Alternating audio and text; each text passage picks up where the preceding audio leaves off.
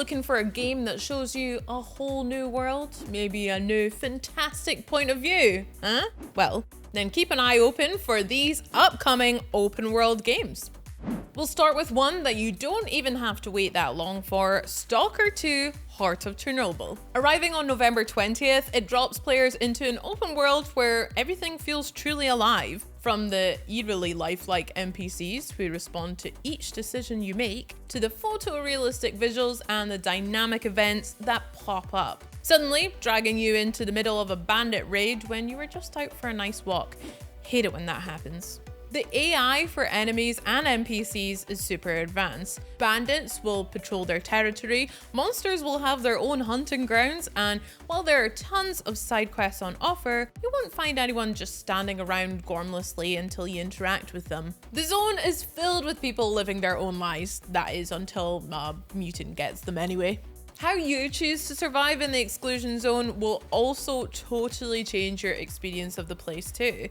Ammo and allies are both in short supply, so if you go in all guns blazing, prepare for things to get dark.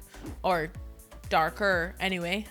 The exclusion zone also clocks in at over 60 kilometers squared, which makes it one of the biggest open worlds to date, with the developers promising that will take over 100 hours of gameplay to uncover all of its secrets. Challenge accepted. And now for the best part, Stalker 2: Heart of Chernobyl is coming day one to Xbox Game Pass Ultimate and PC Game Pass. Gradefall 2: The Dying World is another upcoming open world game that looks set to expand on everything we loved about the original, which was quite a lot actually. This time around, players in this third-person action RPG will get to explore the old continent. That's the more technologically developed, morally questionable part of its 18th century styled world where the first game's explorers came from. You won't be surprised to find that the place is absolutely teeming with dark conspiracies and devious characters, although how you deal with them is up to you. Make friends, make enemies, solve problems, and create new ones. Then watch as all of your choices are reflected in the world around you. The original Greedfall has since been optimized to run in 4K 60 on the Xbox Series X, so if you want a taste of how eye-wateringly beautiful the second game's old-timey world is going to be, give it a try. Sticking with the theme of games with a 2 in their name, next year the Sinking City 2 will also be welcoming new players into a semi-open world that's both beautiful and utterly terrifying.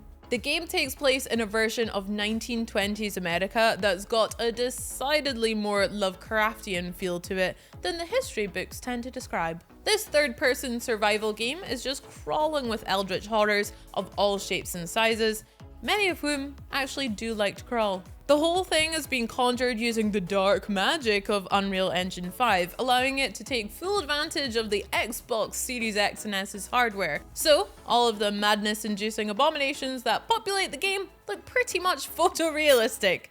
Yay! I've got a confession, chat.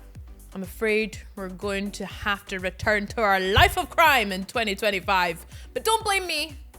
Blame GTA 6. The next entry in the legendary Sandbox series is so big that the first trailer for it pretty much broke the internet. It's so big that even though I know nothing about it, I am so unbelievably psyched for it. It's so big that I'm honestly kind of angry that I'm not already playing it right now. What we do know is that GTA 6 will take us back to Vice City and the surrounding state of Leonida.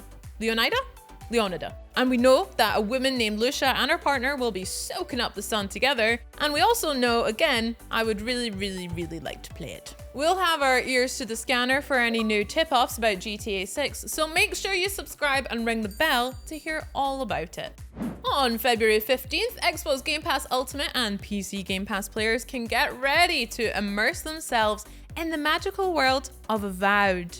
This fantastical first-person RPG takes place on a mysterious island plagued by a plague actually. You'll be investigating the source of this mystery malady, traveling all across the island, which is a zone-based semi-open world situation, and meeting all sorts of intriguing characters in the process. Some of them can be befriended and taken on as companions, and others can be bashed into pieces in all sorts of fun ways. With combat that combines magic with melee weapons and firearms, plus a vast fantasy world to explore, Avowed could be the perfect game to scratch that Fable itch. Although, I can think of another pretty good candidate for that. 2025 is set to bring in the first new Fable game since 2012, meaning we'll finally get to return to its quirky fantasy world. We've only seen a little bit of the game so far, including a very big Richard Ayoade and an average-sized Super Hands, but it looks pretty spectacular already. And we know we're in safe hands anyway, because Fable is being developed by the folks who crafted the incredible open worlds of the Forza Horizon series. Does that mean you'll get to drift through Albion in a souped-up supercar? No, it doesn't. Playground Games never accept any of my ideas. But on the plus side, the new Fable will be a day one addition to Game Pass Ultimate, and the full series is available there right now. All right, we've got some Jurassic action on the way in Instinction. This open world action adventure game brings us to a place deep in the Yucatan jungle where dinosaurs and humans coexist. How sweet. Sort of like a more grounded version of the Flintstones, and is looking like a yabba dabba doozy of a game. The dinos here are super smart too, with AI that interacts autonomously with the environment. So you'll have to keep your wits about you, using a combination of stealth, direct combat, and running the hell way to survive in this land of ancient monsters. Racking up tens of millions of players every single day, Genshin Impact is a bona fide sensation, and it's coming to Xbox Series X and S on November 20th. That means a whole new wave of players will get to dive into its stunning anime-style world, where there are a bunch of different characters to play as, each with their own elemental powers that you can use not just in combat, but also to help you explore, freezing water to form new paths, or creating air currents to soar into the air with. But the best thing about Genshin Impact's world is that it's always growing. New updates continually add in new characters to play as, new abilities to use, regions to visit, and enemies to take down, as well as extending the game's epic story.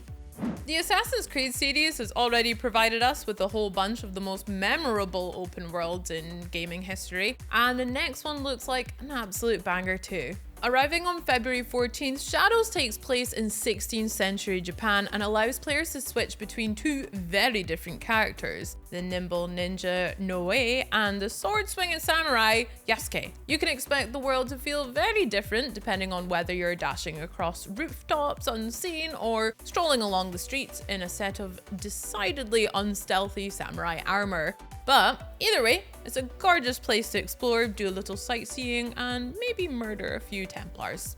You know, if there's time.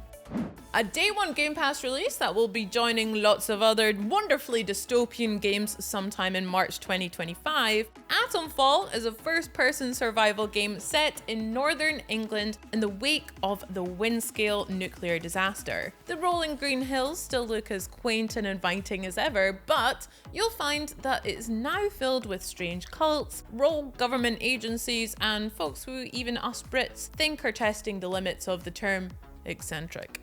I played this at Gamescom. I cannot wait to play the full thing when it releases.